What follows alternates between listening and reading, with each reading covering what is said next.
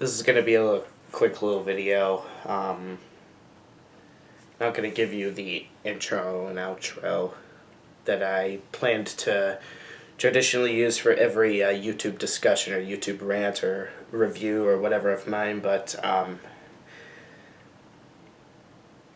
as you can imagine, if you already saw the news already, there was this lingering woe that was going on in my head.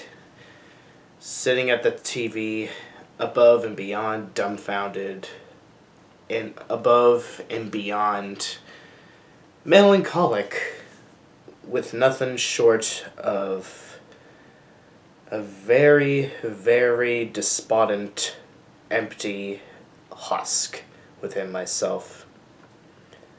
I have depression for all those people that are getting their lives ruined, let alone taken, in the Ukraine.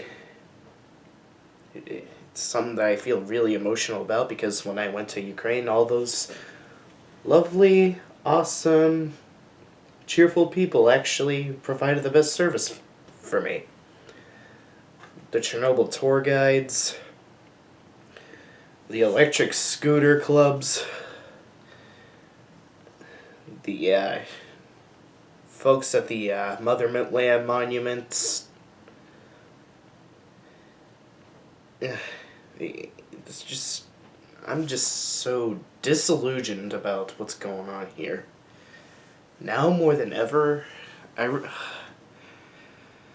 fine, I guess I'm locked in a bubble where I do have to go into the political talk, but now more than ever is a good time for the right to atone the misdeeds of the people they once sympathized with. Don't pass the blame. Don't scapegoat anything. Don't make ridiculous conspiracy theories. Don't repeat all the bullshit you did or said from the January 6th, 2021 incident. Don't try to sweep all this under the rug like you do to COVID. It is time now to excommunicate Vladimir Putin from this world, as the Ukraine, sadly and dismally, is scorched by Russian military. And just to add the icing on the cake, they have now seized control of the nuclear power plant in Chernobyl. So everyone's dream, much like mine, from years ago where I worked very hard to travel there, very hard to ambulate there, to get the best photographs I can over there, to my dream vacation, dream excursion, where it felt so surreal I was in a video game setting, is now officially scorched up in flames, thanks to Vladimir Putin being an absolute revolting scumbag. My heart really does go out to all my Ukrainian friends or European friends that more often than occasionally visit Kiev, because this is just barbaric to even look at as I'm still looking at the news right now. This right here is just above and beyond brutal to watch.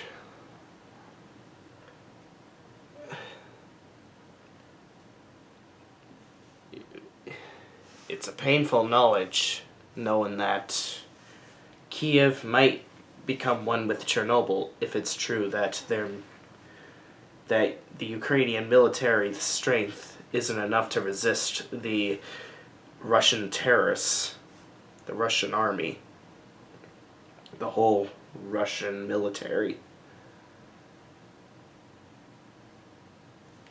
And not all this stuff that has been unfolding, I would hope the likes of Tomi Lahren and Donald Trump actually, for once, have a heart for our allies, the Ukraine. Because this is about people's lives being at stake. Not like much of the alt-right really cared about people's rights to begin with, but this has been the ultimate icing on the cake. To my Ukrainian friends, if you're ever by any chance coming across this video, you're very much in my thoughts, and you're very much within my heart. And I do very much hope you'll get the best safety possible.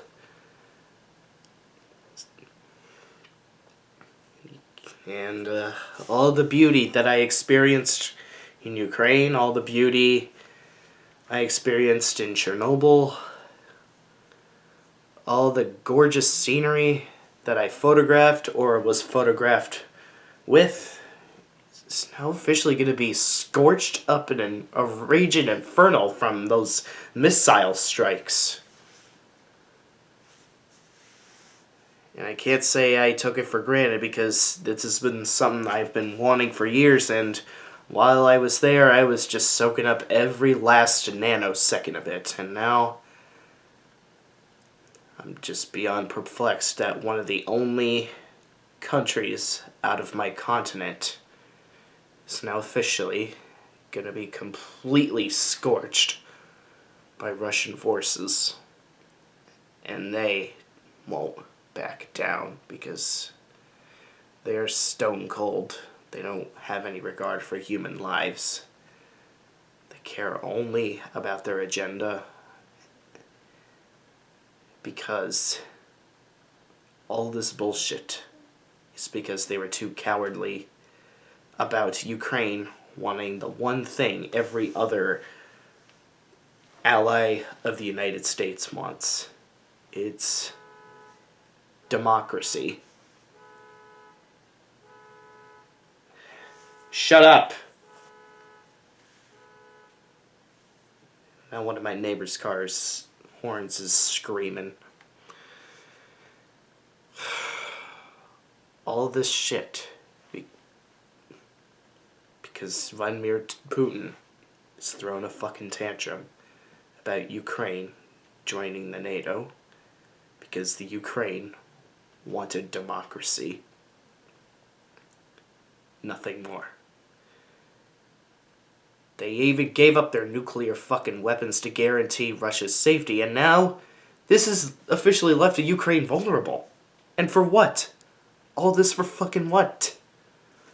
What purpose or end did all of this tyranny that Russia's bestowing onto them serve?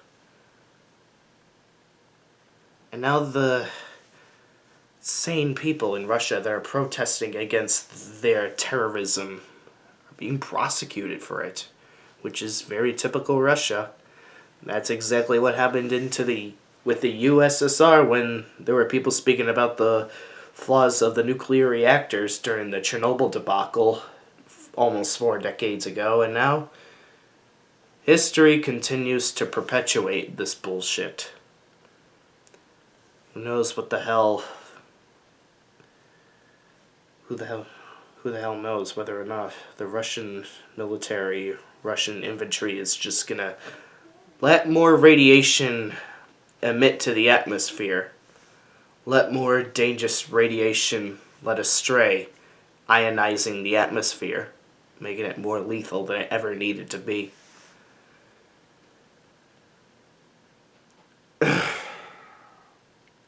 don't know if there's anything else I could say other than you Ukrainians did the best service for this American when he made his dream come true. And I wish you all well, and I really hope you guys are getting to the best safety possible. Because I hate to see the absolute gorgeous beauty that I saw in Ukraine now get completely scorched up into flames from all that nuclear, well, not nuclear, but artillery barrage. It just really pains me deep down to see all this unfold.